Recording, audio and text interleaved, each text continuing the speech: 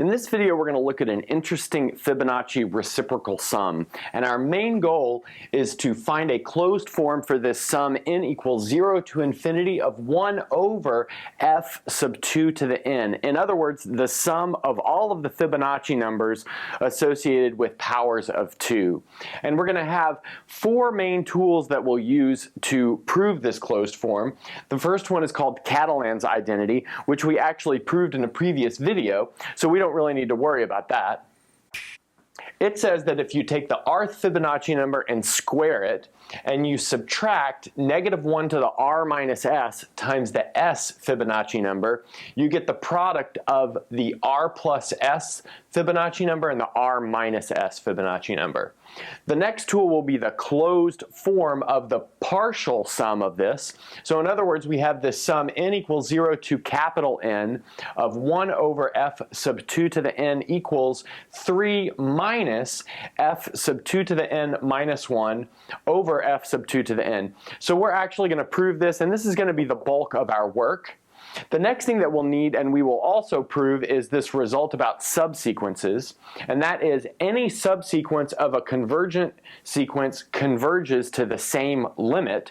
And we're going to prove that using an epsilon n proof, so that'll be a nice review, or if you've never seen that, that'll be something that's nice to see. And finally, we'll use this standard fact that the limit of the ratio of Fibonacci numbers is the golden ratio. So in other words, if we take the limit as m goes to infinity of f sub m plus 1 over f sub m, we get phi, which is 1 plus the square root of 5 over 2. And we've also proved this in the past too, so we're good to go on this. Okay, so now we've gone over all of the tools as well as the main problem, but maybe we should look at a warm-up problem. What about just the sum of the reciprocal of the Fibonacci numbers? Well, this is a convergent series, and we can actually prove that it converges really easily with the ratio test. So let's notice by the ratio test, all we really need to look at is the limit as n goes to infinity of the n plus first term divided by the nth term. So in other words, we have 1 over f sub n plus 1 over 1 over f sub n. Okay, but that is going to be the limit as n goes to infinity of f sub n over f sub n plus 1. But now that's the reciprocal of this limit, and I guess like that could be a tool that we could write here, that the reciprocal of a limit of a convergent sequence, as long as that doesn't converge to 0, converges to the reciprocal of the limit. But just suffices to say that is equal to 1 over phi.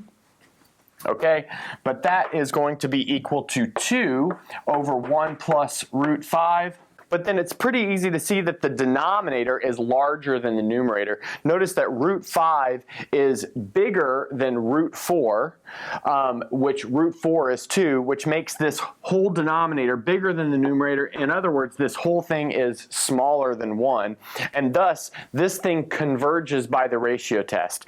And you might say, well, what does it converge to?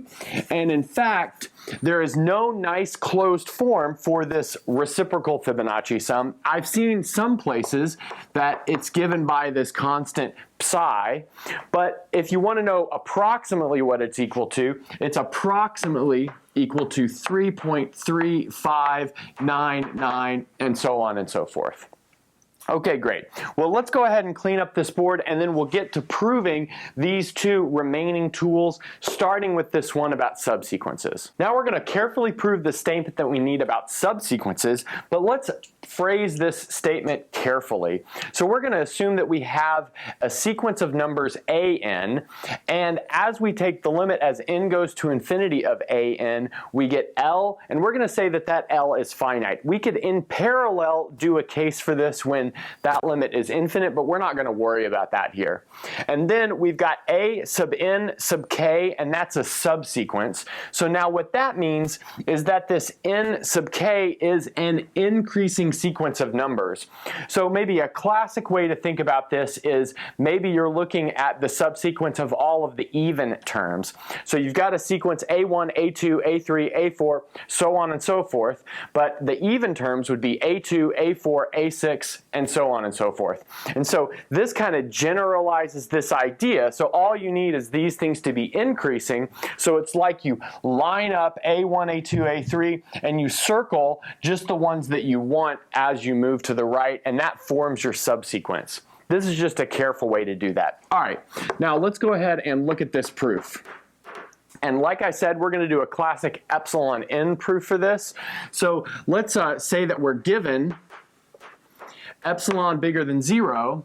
We find an n, which is a natural number, such that for all little n bigger than n, we have this inequality. So the absolute value of a sub n minus L is less than epsilon. And so this is actually just the careful definition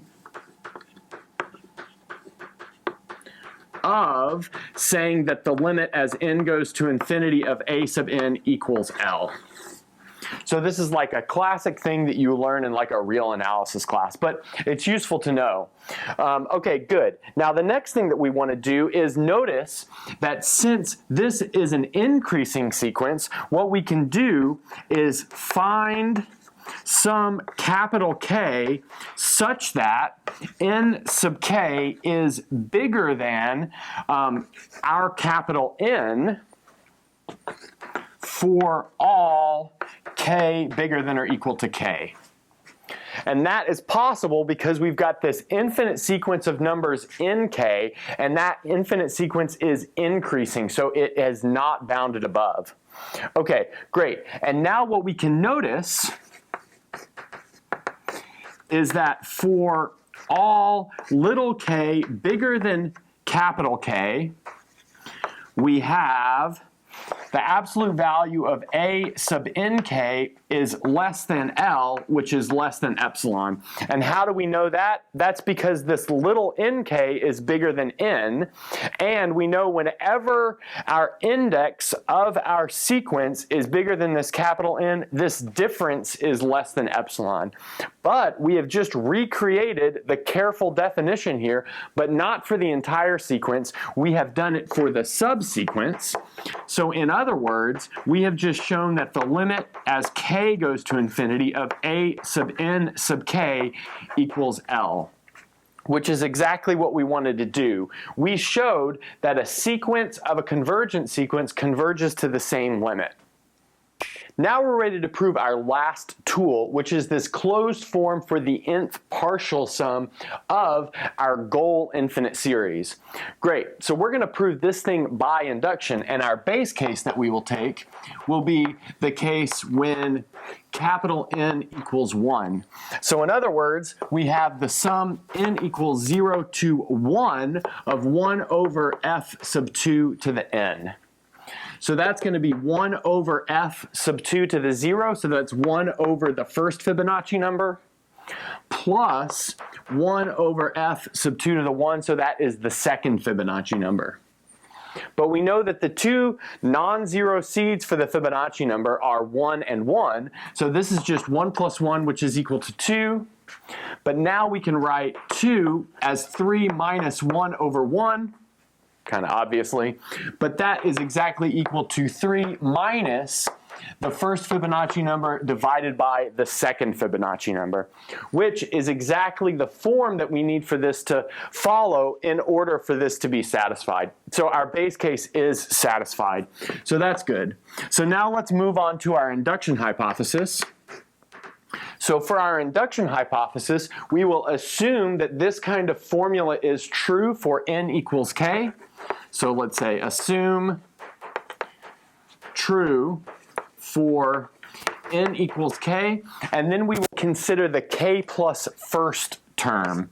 So let's see, we have the sum n equals 0 to k plus 1 of 1 over f sub 2 to the n. So I'm going to break this into pieces. So this is going to be the sum n equals 0 to k of 1 over f sub 2 to the n plus that last term, which is f sub 2 to the k plus 1. Okay, good. Now the next thing that we want to notice is we can apply our induction hypothesis to this term. So in other words, we know that this formula holds for n equals k, so we can just insert the right-hand side in here with this capital N equals k. So that's going to give us 3 minus f sub 2 to the k minus 1 over f sub 2 to the k. Great, and now I can just bring this thing down, but I'm actually going to do a little thing here, and I'm going to put that inside of a big bracket that involves this, which means I need to put a minus sign here. So this is 1 over f sub 2 to the k plus 1. Now notice I haven't changed anything here because this minus sign would distribute through here and turn that into a plus. Fantastic. Now the next thing that I want to do is add these things in this bracket by finding a common denominator. So that's going to give me 3 minus, and now our common denominator will just be the product of these two things. So we'll have f sub 2k minus 1 times f sub 2 to the k plus 1. Now we need to be careful here because this minus 1 is outside of the exponent, but this plus 1 is inside of the exponent, so we just need to watch out for stuff like that. Now we have this is minus f sub 2 to the k, and now this is all over the product of these two denominators, so we have f sub 2 to the k, f sub 2 to the k plus 1. Good. So we have worked down our k plus first partial sum to this, so now we just need to apply this identity a couple of times, rewrite it a couple of more times, and then we will have our closed form proven. So I'll clean up the board and then we will get to that. Okay, so we've worked down our induction step to the following. So we have the sum n equals 0 to k plus 1 of 1 over f sub 2 to the n equals 3 minus this quantity f sub 2 to the k minus 1, f sub 2 to the k plus 1, minus f sub 2 to the k over that common denominator that we found earlier, which was f sub 2 to the k times f sub 2 to the k plus 1. Okay, the next thing that I want to do is take this term right here and cleverly rewrite it so I can apply a form of this identity. And I'll do that in the following way. I'll take this f sub 2 to the k plus 1 and I'll write it as f sub 2 times 2 to the k. So that's obvious by exponent rules. Then the next thing that I can do is rewrite this as f sub 2 to the k plus 1 outside of the exponent plus 2 to the k minus 1, and then that's outside of the exponent too. So notice those subscripts are exactly the same. If we take 2 to the k plus 2 to the k, we get 2 times 2 to the k, which is 2 to the k plus 1. Good. And then if we have plus 1 minus 1, that's obviously going to cancel out. And so now I'm going to group these guys together a little bit. So I'll group that one, I'll group that one. And then I want to multiply this guy by 1, but then notice that 1 is also the second Fibonacci number, so I can replace that with f sub 2. Great. Now I'm going to rewrite this as f sub 2 to the k plus 1 minus f sub 2 to the k minus 1. Again, we've grouped those. Sorry, that should be a plus. And so that's what we have there. But now notice if I subtract these two terms, I get 2. So that's exactly what I'll do. F sub 2 to the k plus 1 minus f sub 2 to the k minus 1. And now notice that I can apply this identity over here. I have r plus s and r minus s. So in other words, my r is 2 to the k plus 1 and my s is 2 to the k minus 1. So let's see what that gives me.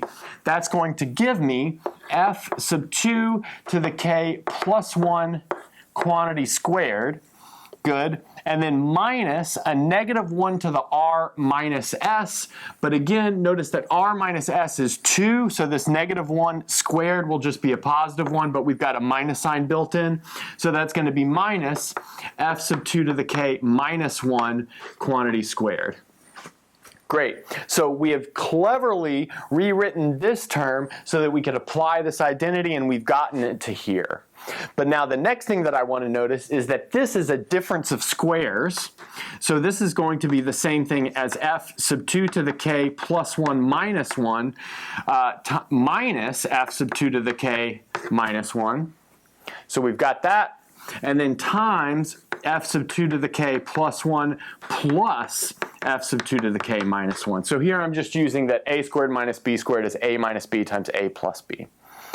Okay, now the next thing that I want to do is just using the standard Fibonacci recursion, I can notice that this guy right here is exactly f sub 2 to the k. So why is that true? Well, notice if we were to add this f sub 2 to the k minus 1 to both sides, I would just have the two-step recursion that gave me f sub 2 to the k plus 1. Now the next thing I'll do is just bring this down. So I've got f sub 2 to the k plus 1 plus f sub 2 to the k minus 1. Okay, so now I'll take that calculation and I will insert it over here. So I have 3 minus the quantity. Now I have f sub 2 to the k minus 1. That would be this term right here.